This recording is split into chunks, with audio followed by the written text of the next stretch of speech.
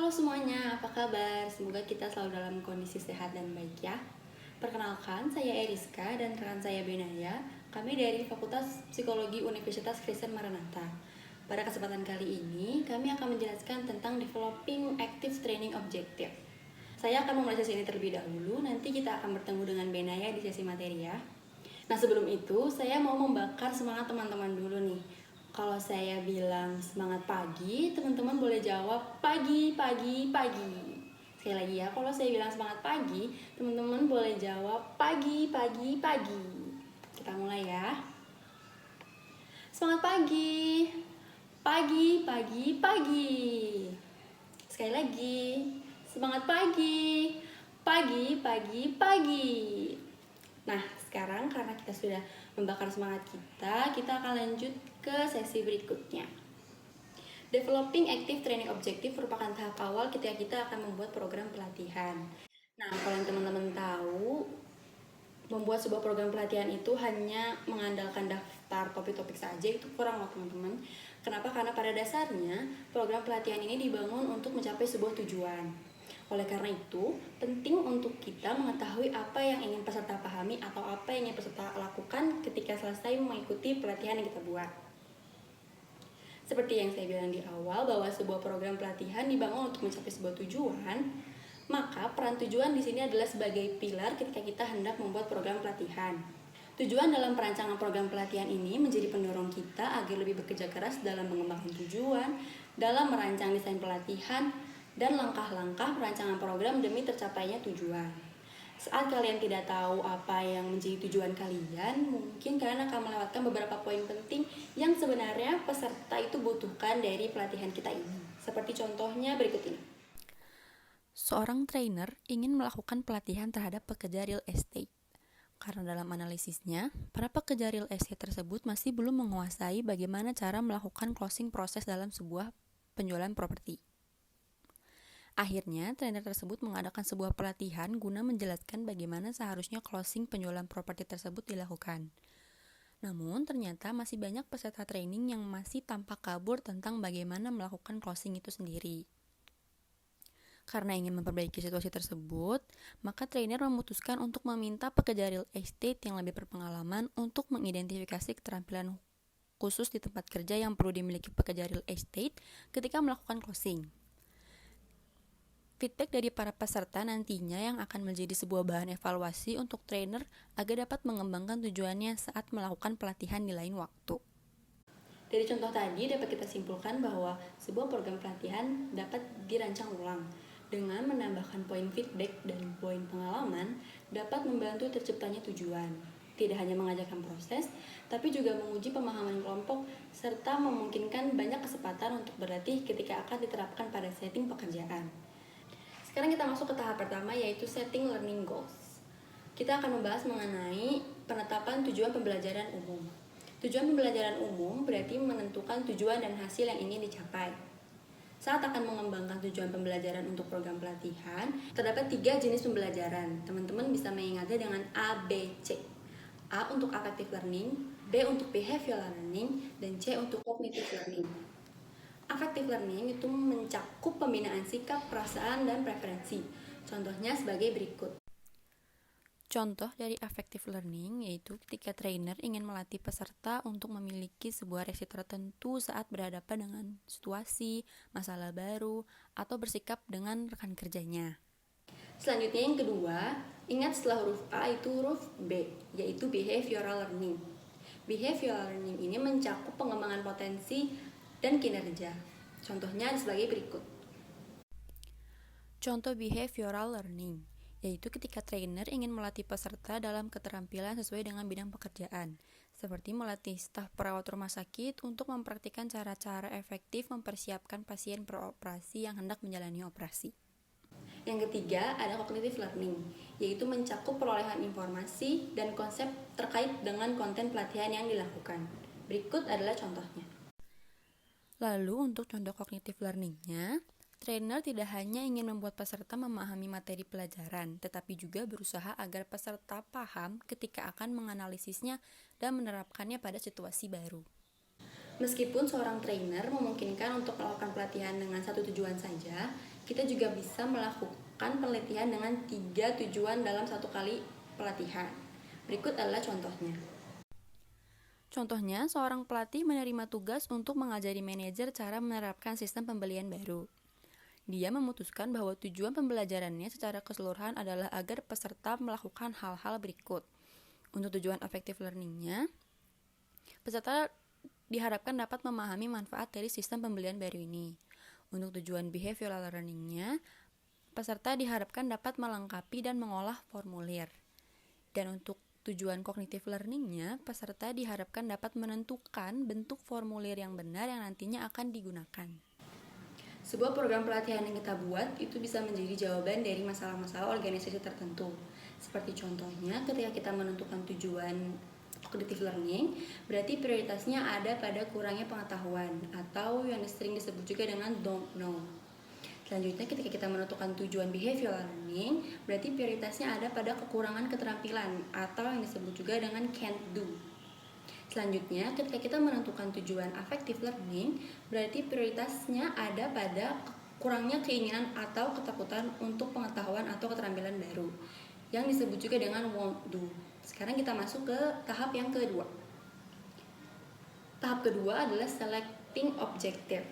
Setelah menetapkan serangkaian tujuan pembelajaran, langkah selanjutnya adalah membuat tujuan-tujuan tersebut menjadi tujuan pelatihan yang spesifik untuk mendapatkan sebuah hasil. Seperti contoh berikut ini.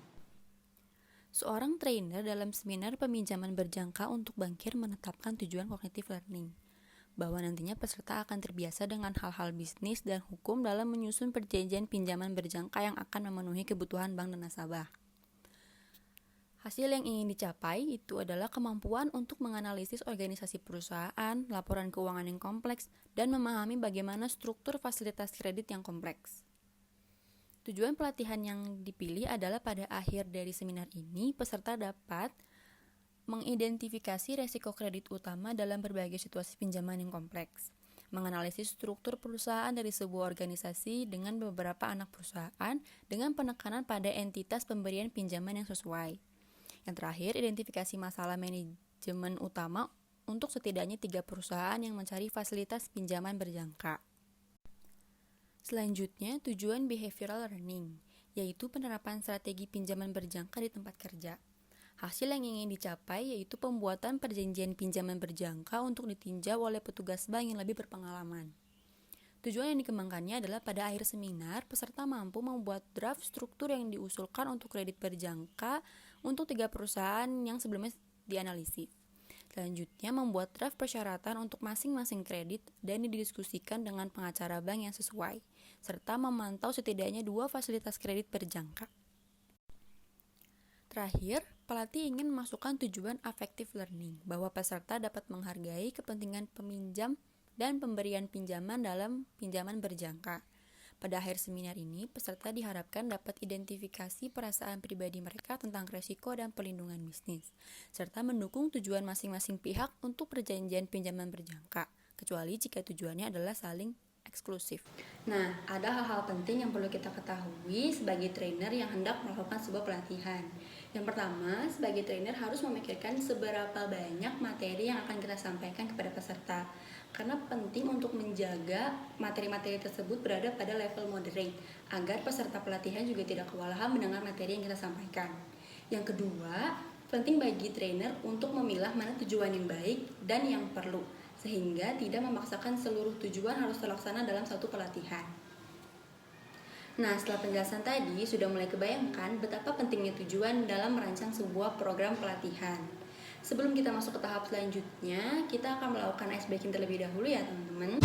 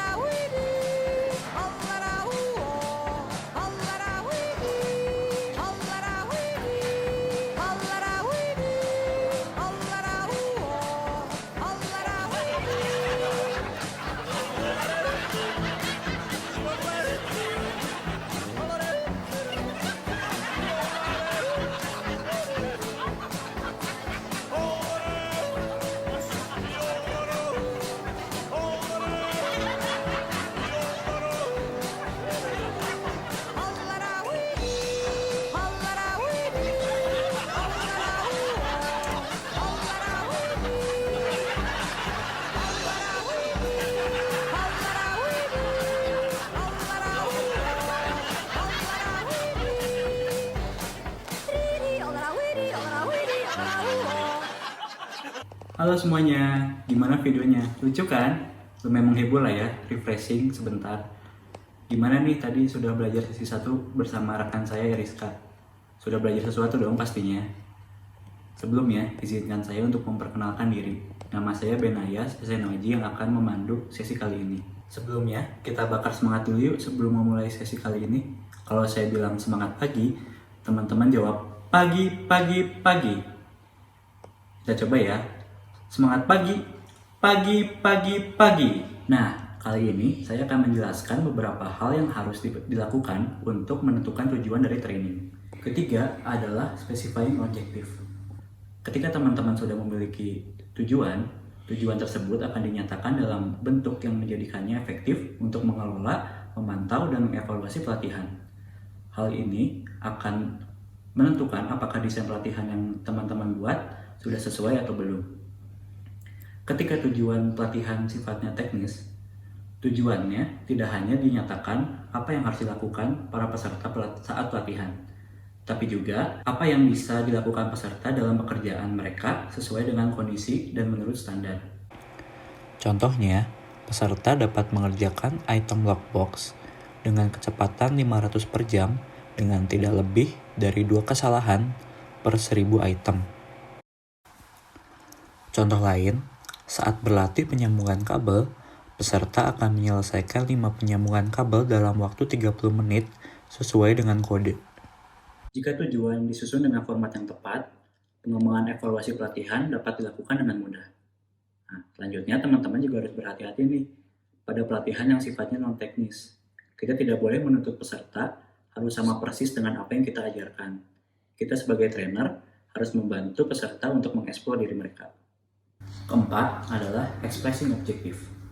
Expressing objective berkaitan dengan bagaimana kita menyampaikan tujuan tersebut.